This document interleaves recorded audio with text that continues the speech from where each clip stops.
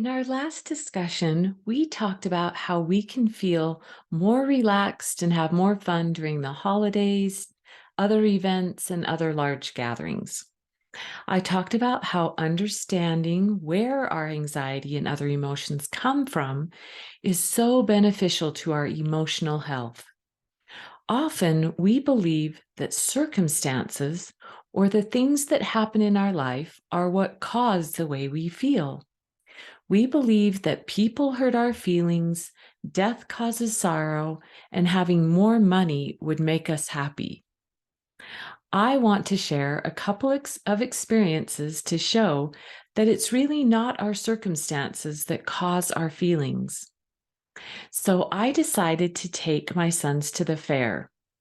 The weather that day was warm and sunny, and the first thing we did when we got there was go to see all the animals. We saw the little goats and the pigs and all the cows and the livestock that was there, and then we went on and they had this big area where it was an indoor place where we could go in and see all the little crafts the kids had made and see all their artwork, the things they'd drawn and pictures that they'd taken.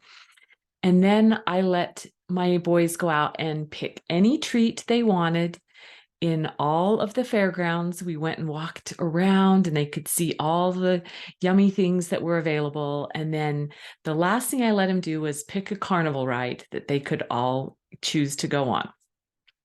So I get them all back in the car and we're heading back home. And I ask my kids how they liked the fair. And my one son said, "It was the best day ever, Mom. I got to see the baby piglets and pet the sheep."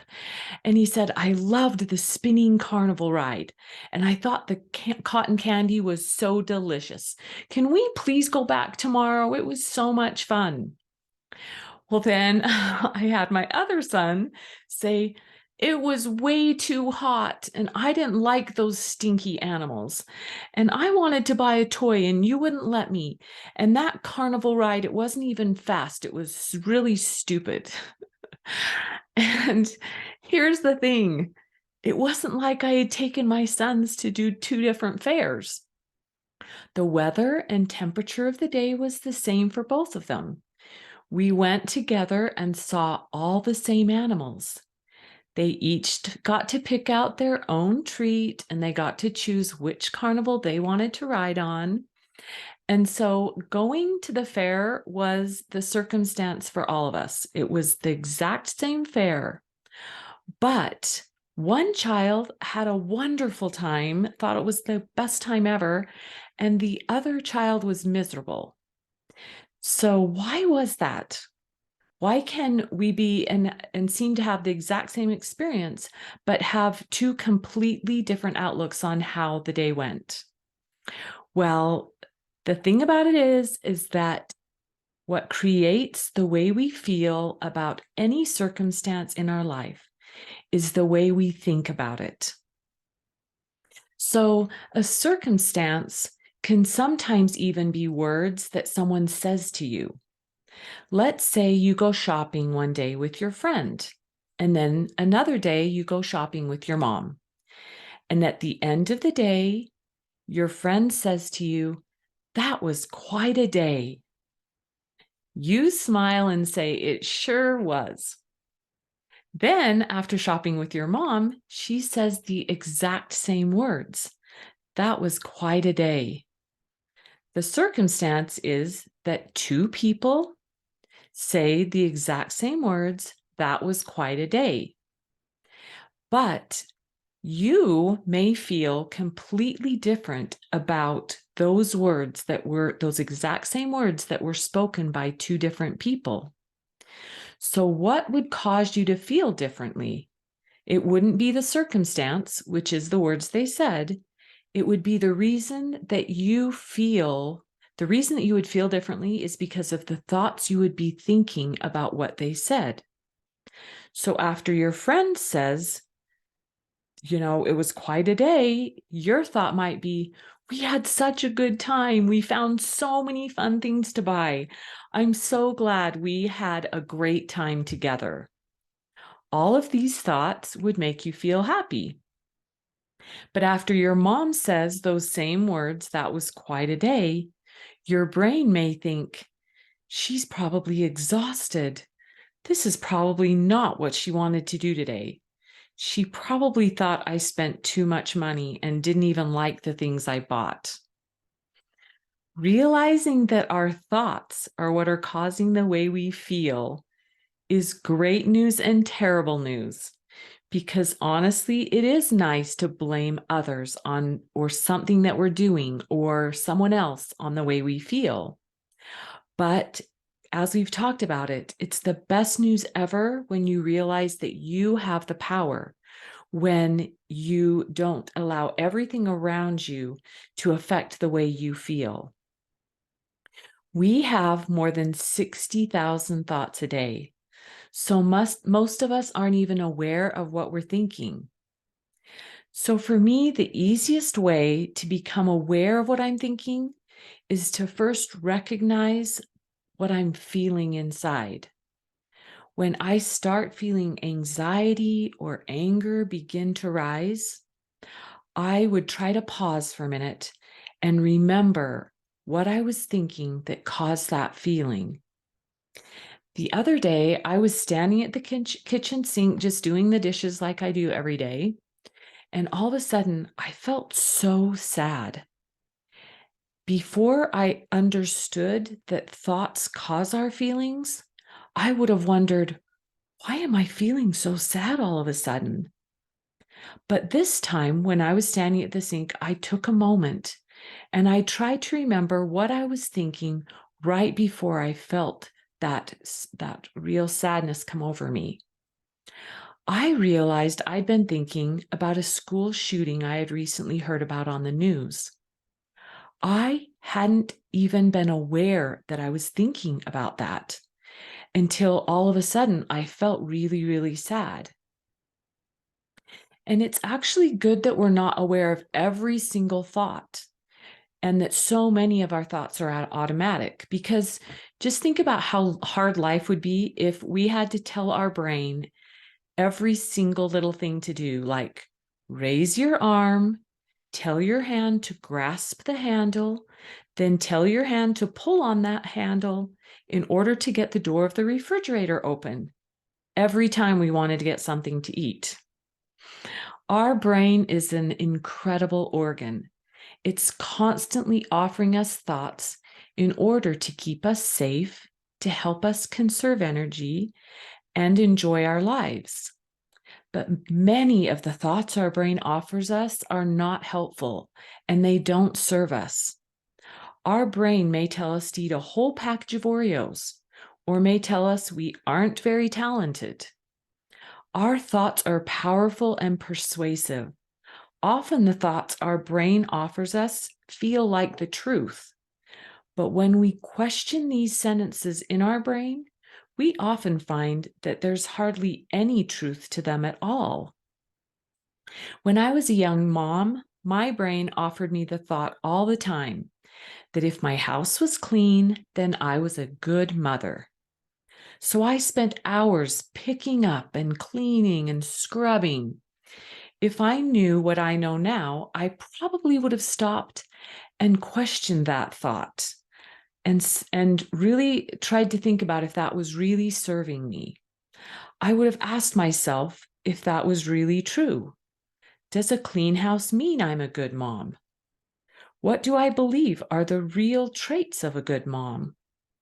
I would have decided intentionally how clean and how much time I wanted to spend on cleaning, rather than thinking that cleaning all the time was going to make me feel like I was a good mother. I would have realized that it was not having a clean house that made me feel like a good mother. It was actually the thoughts I had about myself that created a feeling of confidence as a mother.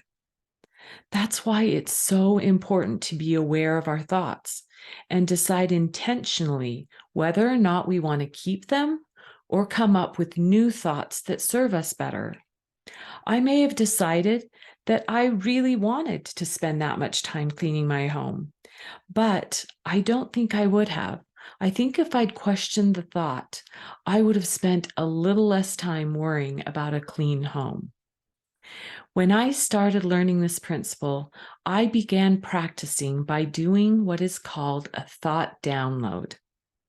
When something in our life doesn't go as expected, when someone says something that really bothers us, or when something goes terribly wrong, we can have hundreds of thoughts about that one circumstance. To give you a personal example, just the other day, I got a phone call from a neighbor. I said, hello. And he said, hi, Cindy, this is Larry, so and so. The phone cut out when he said his last name, but I assumed I knew which Larry I was talking to. So I didn't clarify. I just said, hi, Larry.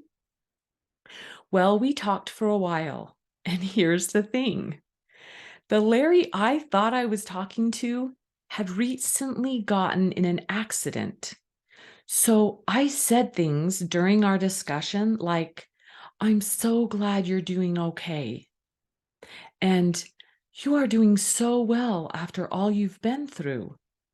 I even said when I hung up, this is so embarrassing, I said, you better go take a rest.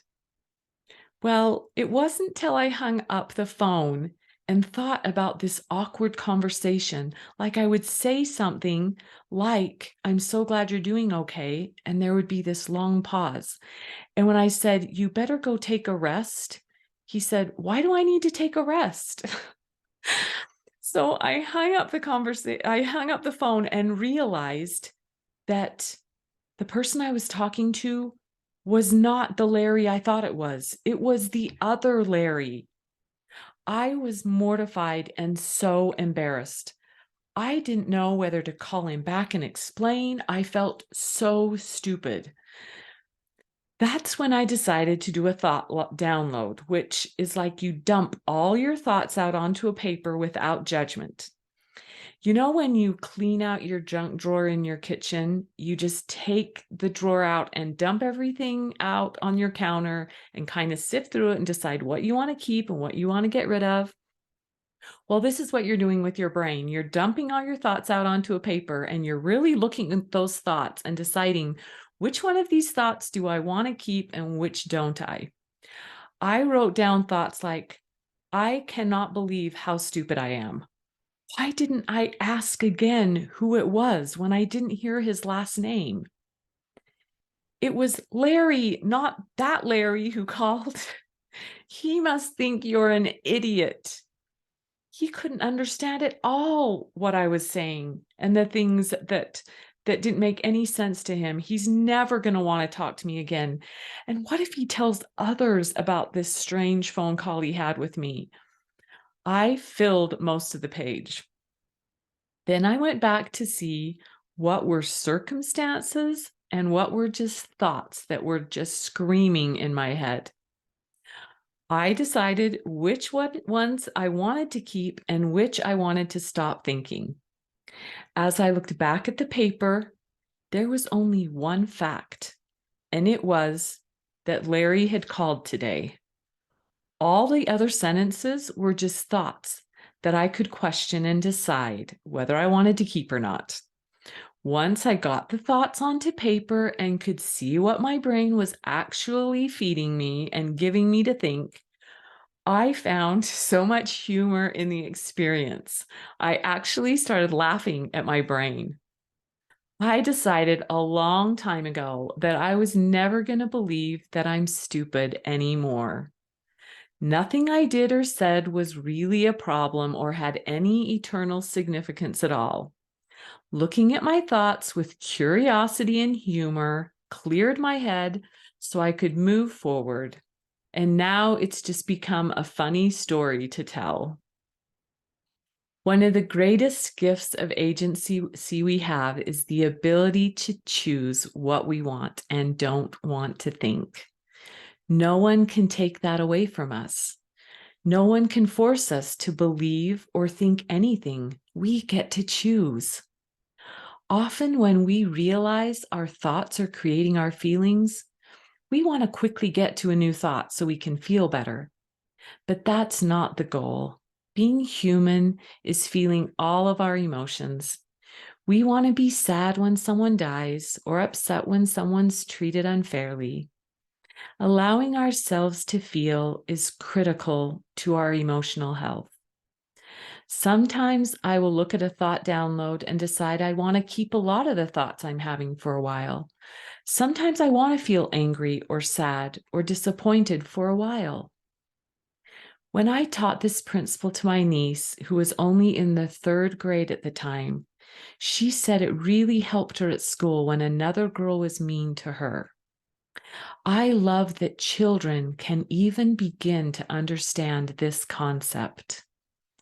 Knowing where my feelings come from and taking responsibility for my emotions without ever putting myself down or berating myself for the thoughts my brain's offering me has been a gift and a blessing in my life.